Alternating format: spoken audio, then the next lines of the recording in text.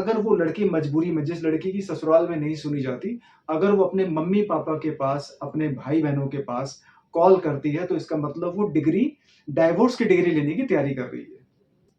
तो लोग क्या होता है कि लोगों को लगता है कि भैया व्यासपीठ पे जो 5 फीट की ऊँचाई पे जो आदमी बैठा है, वो अंतर्यामी है, वो आत्मज्ञानी है, वो ब्रह्मज्ञानी है और उसकी कही गई बात हमेशा सत्य होती है। जो लड़की शादी के बाद भी अपने माँ बाप से ट्यूशन लेती है, वो तलाक की डिग्री लेकर ही आएगी। मतलब कि शादी के बाद माँ बाप से बात करना कम कर दीजिए। हर हर महादेव, जय श्री राम। ये जो क्लिप आपने अभी देखी जया किशोरी जी की, जिसमें ये कह रही हैं कि जो लड़कियां शादी के बाद अपने माता पिता से या अपने मायके से जो ट्यूशन लेती हैं, वो तलाक की डिग्री लेके ही वापस आती हैं। ठीक है। तो अब इस पहली बात तो जया किशोरी जी के इस ब्रह्म ज्ञान के लिए उनको बहुत बहुत धन्यवाद। और जिन जिन लोगों ने इनकी ये क्लिप देख के सत्य माना है इस बात को, उन लोगों की बुद्धि को मेरा प्रणाम। ठीक है। और ये सब जानने के बावजूद भी अगर आप लोग ऐसे लोगों को एक आध्यात्मिक गुरु मानते हो या भागवत का ज्ञानी मानते हो, तो भैया आप लोगों के ज्ञान को भी प्रणाम। ठीक है। इस क्लिप में ये साफ-साफ कहा गया है, इनका मतलब समझने की कोशिश करिए कि मतलब एक लड़की अपनी शादी के बाद अपने माता-पिता से संबंध बिल्कुल खत्म कर दे। ठीक है। एक लड़की इतनी आज के टाइम में इन जया किशोरी जी के अनुसार आज के टाइम में लड़की इतनी भी समझदार नहीं है कि अपना घर वो चला सके, अपने शादीशुदा परिवार को वो सँभाल सके। ठीक है। और अपने शादीशुदा परिवार को बर्बाद करने के लिए वो जानबूझ के अपनी मम्मी से ट्यूशन लेती है। और सबसे बड़ी इंपॉर्टेंट चीज़, ऐसी कौन-सी माँ है दुनिया में, भई हम सबके घर में माताएँ-बहनें होती हैं, सबकी शादियाँ भी लगभग बहनों की शादियाँ भी कई परिवारों में हो चुकी होंगी। बहुत सारे लोग जो आप देख रहे हैं आपकी बहनों की शादी हो चुकी होगी, ठीक है? तो ऐसी कौन-सी माँ होती है जो अपनी बेटी का घर जानबूझ के बर्बाद करने की कोशिश करेगी?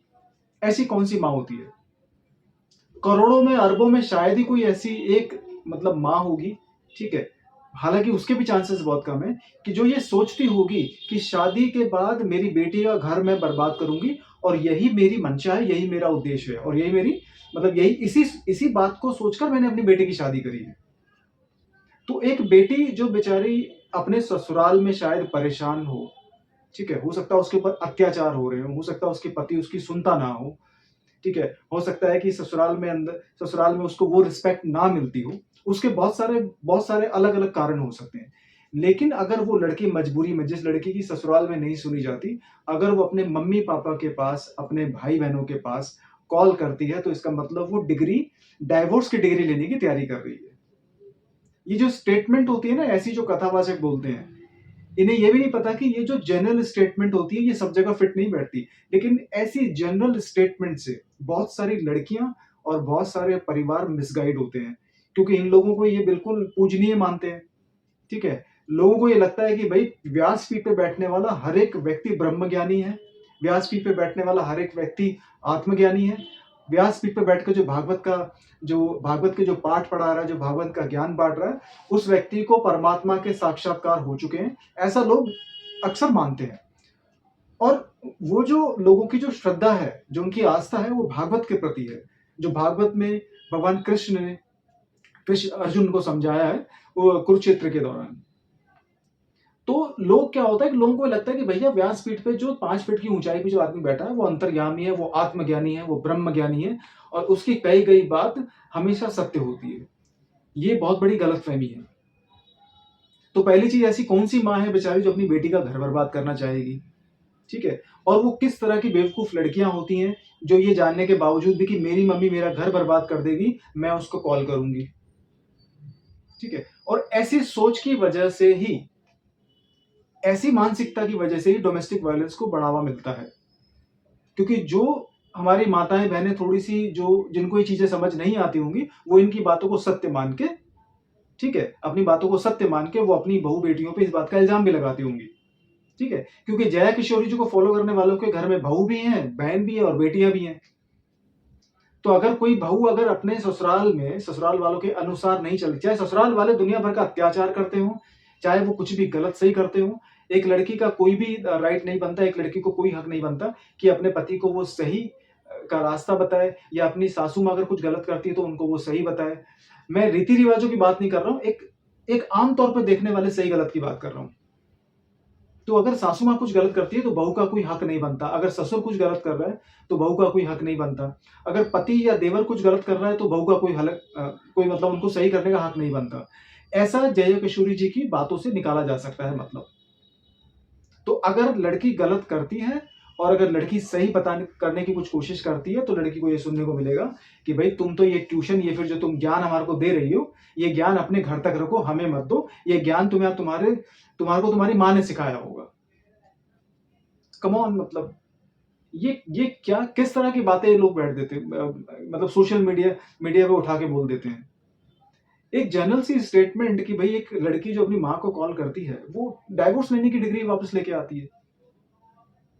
तो ऐसे लोगों को खुद इन चीज का सोचना चाहिए कि भाई कल को आप भी किसी की बहन हो, किसी की बेटी हो, ठीक है, और आप भी अब किसी के घर में कहीं जाओगे तो आपको किस तरह का ट्रीटमेंट मिलेगा, और शादी के बाद क्या आप सही गलत के ऊपर फैसला ले पाओगे।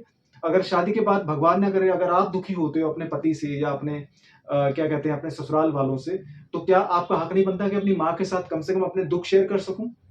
अगर एक बेटी परेशान होने के बावजूद भी अगर अपने माता पिता को, भाई बहन को कॉल करती है जिनके साथ उस लड़की ने कम से कम जीवन के 22-25 साल बिताए होते हैं, तो 2 साल की शादी के लिए वो 22-25 साल का रिलेशन खत्म कर दे या बिल्कुल बात करना बंद कर दे। एक लड़की जिसके भाई बहन, जिसके माता पिता उस लड़की को अच्छी तरह जानते हैं और हो सकता है उसको समझाने की कोशिश भी करें कि नहीं बेटी कोई बात नहीं, थोड़ा सा एडजस्ट कर ले, क्योंकि हम एडजस्ट करना सिखाते हैं ना लड़कियों को, क्योंकि हम यही बोल बोल के उनको बड़ा करते हैं पाल पोस के कि बेटा तू तो पराया धन है। तो उसकी मानसिकता में यही चला जाता है कि बेटी तू तो पराई है।